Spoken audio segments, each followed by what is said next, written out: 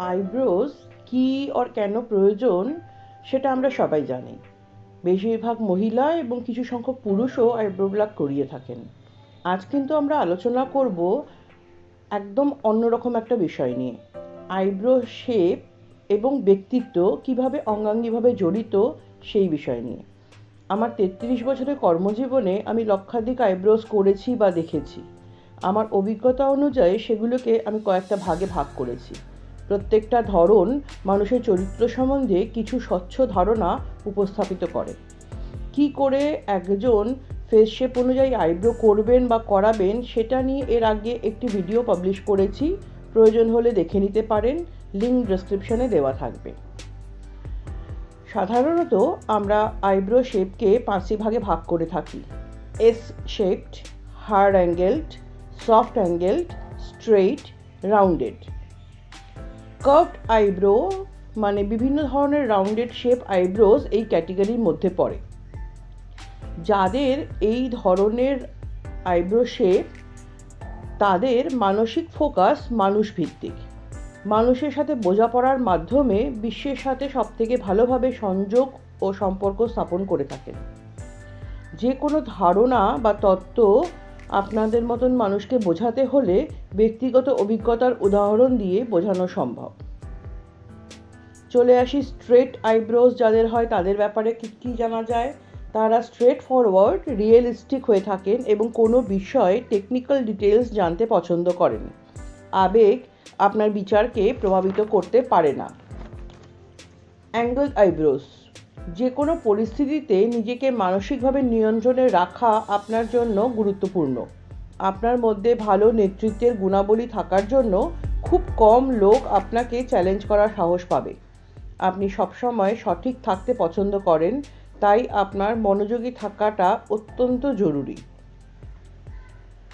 এবার আসি পজিশন অনুযায়ী আইব্রো ক ধরনের হয় এবং তার সঙ্গে চারিত্রিক বৈশিষ্ট্য কিভাবে কি যুক্ত থাকে সেই ব্যাপারে। আইব্রোতে দু ধরনের পজিশন দেখতে পাওয়া যায়, লো এবং হাই। বলাই বাহুল্য আপনার চারিত্রিক বৈশিষ্ট্য এখানেও লুকিয়ে থাকে। যাদের আইব্রো পজিশন হাই তারা বিচক্ষণ, নির্বাচনী এবং বৈষম্যমূলক। আপনি কোনো কাজ করার আগে পর্যবেক্ষণ করেন এবং আপনার পরিকল্পনাগুলোকে কিভাবে বাস্তবায়িত করা যায় সেই বিষয়ে চিন্তাভাবনা করে থাকেন। একটা কাজকে সুসম্পন্ন করার জন্য আপনার কাছে থাকা তথ্য ও নতুন তথ্যের মধ্যে সামঞ্জস্যতা বিচার করেন।